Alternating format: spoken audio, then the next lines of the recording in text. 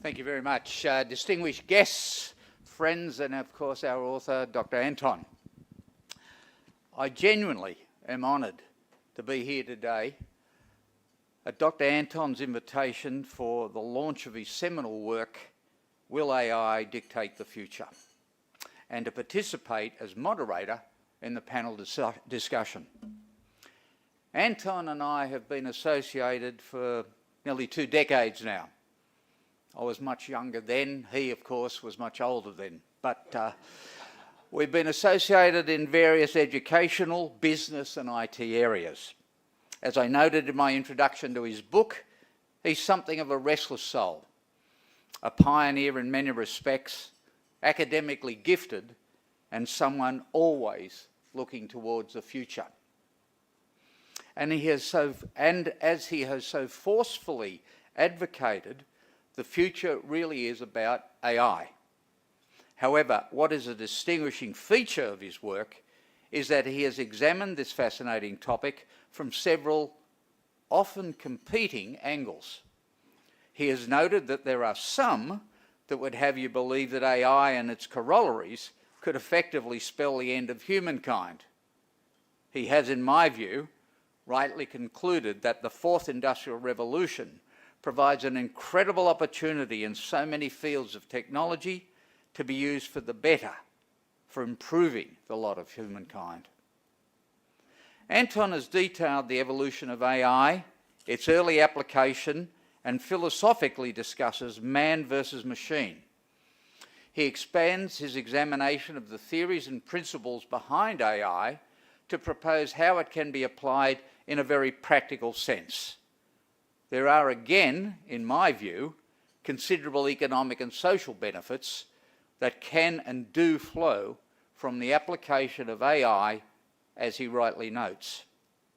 Cybersecurity, healthcare, the law, and manufacturing are specific examples that Anton uses to illustrate his firm conclusion on the benefits of AI.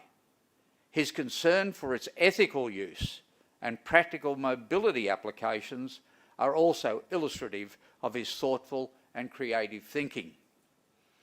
As I considered Anton's book, I could not help but reflect on my time as CEO of CEDA, Australia's premier economic think tank, and the report we produced some years ago now on the future of work. We touched on how technology, AI, and their application would change the very economic fabric of society in that many jobs would become redundant. Anton has taken this examination to the next level and beyond. Anton is a technopreneur without peer. This book should be compulsory reading for anyone who is a futurist, governments, those who need to consider how to mesh AI and business, and academic institutions that are seeking to prepare its students for their place in the world created by the fourth industrial revolution. I'd also like to take this opportunity to recognise the contributing authors to this publication. Some, of course, are with us today. Some will be in the panel session shortly. Sean Huang, MP, Professor Andy Koronios, Vice-Chancellor Professor Liz Bacon, Dr. To Si Kiat, Assistant Professor Alan McGargle, and Professor Venki Shekhar Raraman. Each has had considerable insight into the overall theme based on their collective expertise. I very much congratulate Anton for his exceptional contribution to understanding and proposing ways forward for the future. And I look forward to expanding upon some of these issues when we get into the panel session. Thank you. A very good afternoon, friends, distinguished guests, ladies and gentlemen. A warm welcome to the book launch, Will AI Dictate the Future? My name is Ricardo. It's a great privilege to be your host and MC today, not just for our guests here live at the Pan Pacific, but also to all of you watching us live online. Thank you for taking time off to join us on this very meaningful event. I like to begin all our events with 3 big rounds of applause. The first round of applause, let's give to all of us here now that we can meet each other physically catch up again. How about a nice round of applause, everybody?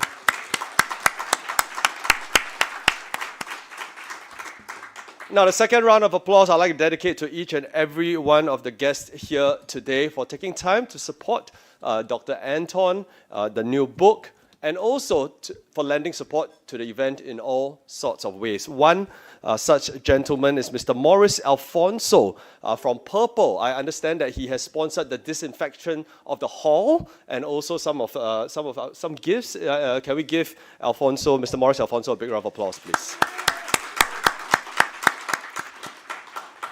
And I think the biggest round of applause we have to reserve to the man himself, Dr. Anton Ravindran, for so generously sharing his heart and his mind with all of us. Let me explain, right? His mind, of course, through this book, Will AI Dictate the Future? All right. As AI becomes more pervasive in every aspect of human life, there's an urgent need to understand it and harness it in the way that benefits mankind. Where do we begin? All the answers and more, and how we can use AI to change the world for the better in this book, right? But his heart, I think, is equally important. If you don't already know, proceeds of the author's royalties from the sale of this book will go towards the Singapore Cancer Society. Can we give Dr. Anton a big round of applause?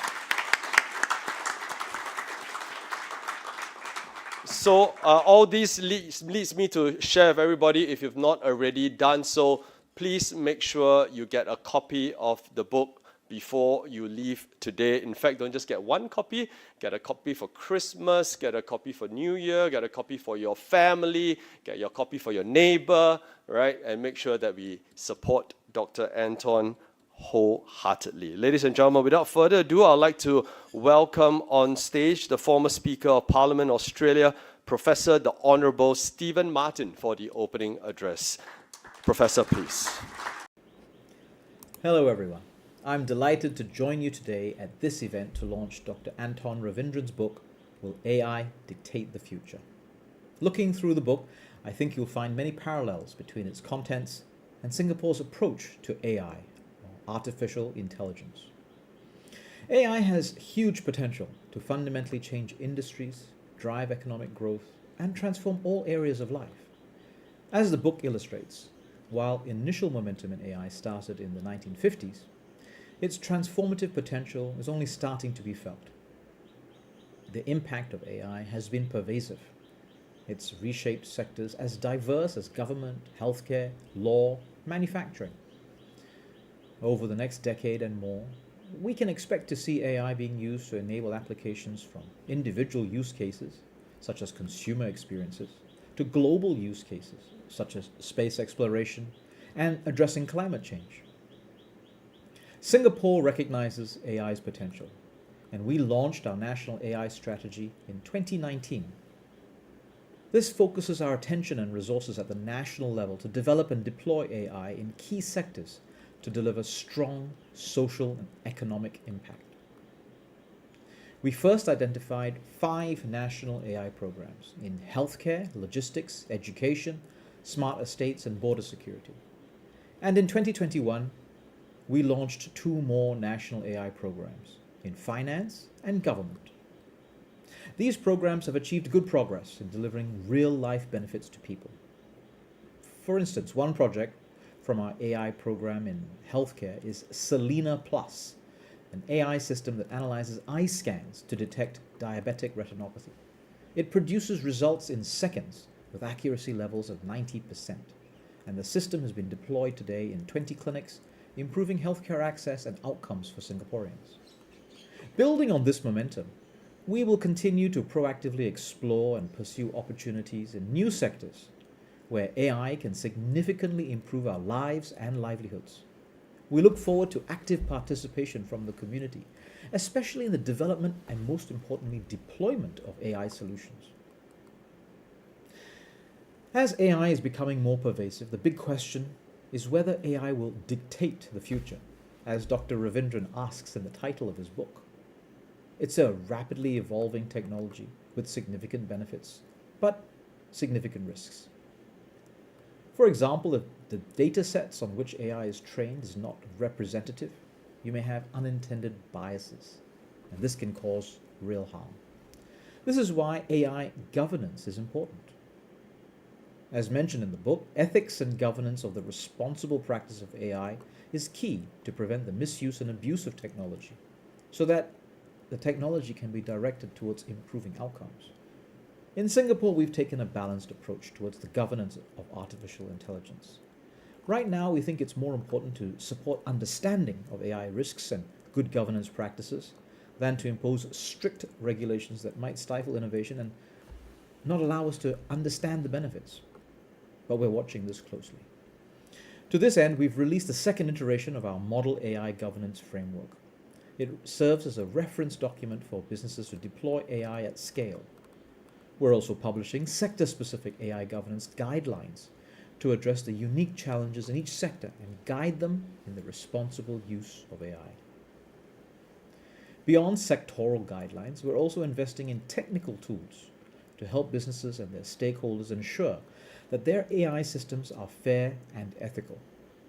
For instance, we're developing an AI governance testing framework to help users develop a better understanding of the AI systems they interact with. We hope that all this will build confidence in our stakeholders in the use of AI and accelerate the use of technology to transform our society for the better. In the book, Dr. Ravindran also makes the point that the potential downside with the proliferation of AI will be most felt by individuals who are less inclined to embrace technology and by workers who are not AI enabled. The concern, will I be replaced by AI, is not an unfounded one. In Singapore, we're preparing our people to interact effectively with AI. To support general digital and AI literacy, the Ministry of Education has launched the National Digital Literacy Program in 2020 to help our students acquire various digital skills throughout their education journey. In addition, AISG offers a range of free and paid courses on basic programming for AI and data applications through its AI for Industry program, targeted at working professionals. Dr. Ravindran's book has raised many issues for all stakeholders to think about as we are on the cusp of entering a new way of life enabled by AI. Given that AI technology is constantly evolving, Singapore will also have to keep pace and refine its strategies. We have much to learn from each other and from the rest of the world. I hope that this book will inspire and challenge readers and inform how we look at the unique opportunities and challenges that AI can bring us. Thank you.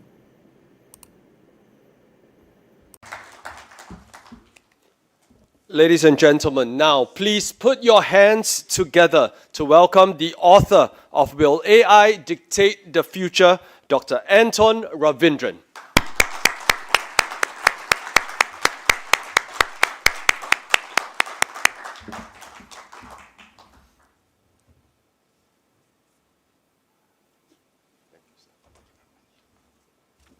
Good afternoon, everyone. Distinguished guests, friends, and family. Firstly, many thanks for taking time to be here today. Also, thanks to all who are attending virtually.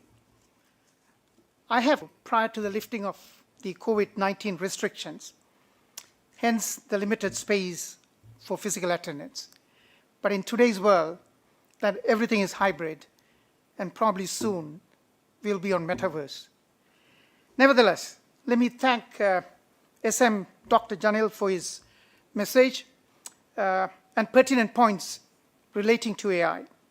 Unfortunately, he couldn't be here with us today due to an important G2G meeting overseas. Also, many thanks to dear friend, Professor Stephen Martin, for taking time to be here today and for your kind words, as always. To say writing a book requires some sacrifices is a cliche, particularly when written in less than 10 months, which made it doubly taxing.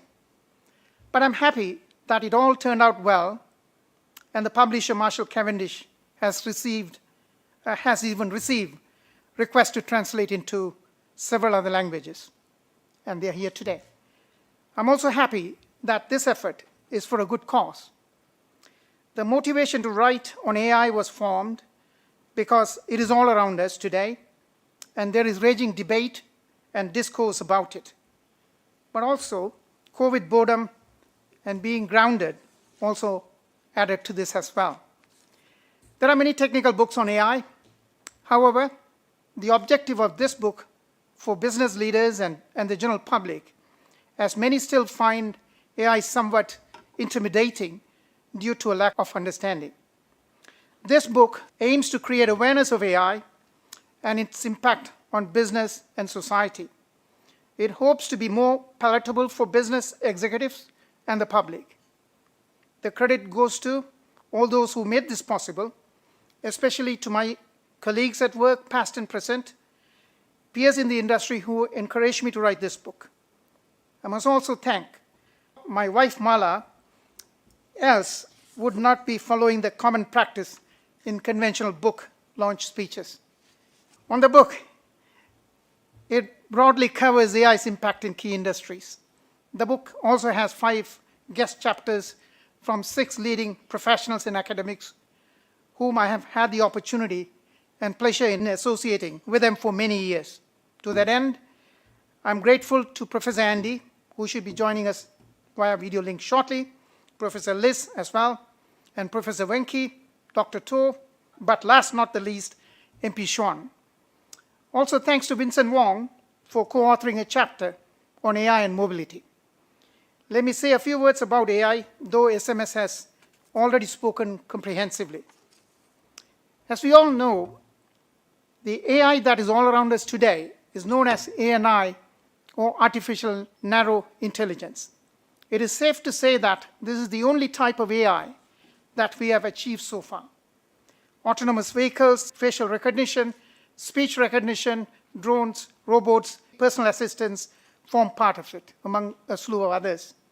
Yet, AI is considered weak or narrow because it operates in controlled environments and is unable to replicate human intelligence, although it is able to simulate human behavior and even perform better than us, better than humans. One of the advanced areas of AI today is deep learning, where the computer is able to teach itself. Google's DeepMind teaches itself to play Go and chess games, as we know, and has beaten human champions, as we all know again. This book focuses on ANI, artificial narrow intelligence, and the panel session will address it. I may add that, as we all know, particularly my colleagues from computing industry, the shelf life of technology is only about 18 months. So I better say a few words. What the future holds for AI, or the next generation of AI known as AGI. I seek your indulgence and patience for another 2 minutes. AGI is a term used for AI that can learn any intellectual task that a human being can. We have seen plenty of success recently in solving a huge range of problems on ANI, but these models have limited and specific abilities only. In short, ANI, that's what exists today, is trained for one task, is of little use for another. Just about a week ago, DeepMind released what it calls a generalist AI called Gato. Unlike ANI, what we have today around us, Gato can play Atari games, write poetry, speak to others, among 600 other activities, among 600 other tasks, unlike ANI. There is ongoing debate about what is AGI, how we will know if and when AGI has been reached, has arrived. Is Gato the AGI, the first generation? That debate is still ongoing. Various tests have been proposed that would grant an AI the status of AGI, although there is no universally accepted definition yet. Alan Turing famously suggested that an AI should have to pass as human in a text conversation, while Steve Wozniak, co-founder of Apple, said that he will consider AGI to be real if it can enter this room and figure out how to make a cup of coffee for all of us. So what is needed to achieve AGI? Will we see AGI in our lifetime? Creating AGI is, I think, the most interesting, profound, and challenging technical endeavor in human history. According to Dr. Nando, a leading researcher from Google's DeepMind, humanity is apparently on the verge of developing AGI within our lifetime, and an AI that can learn with some semblance of awareness. Some argue that it is unlikely that we can create AGI from binary systems on which we have been depending for all of our computing since the advent of computing. However, good news is there is progress on this front as well. With the ongoing advances in quantum computing, neuromorphic computing, and transformers, among others, the AI community is optimistic in making progress beyond today's ANI. So, it is not an issue whether we will ever see AGI, but more of when. This means the businesses, governments, and societies have to begin to rethink coexistence with machines that are intelligent like us. From an ethical point of view, do we want to develop a machine that has the intelligence of us, of humans?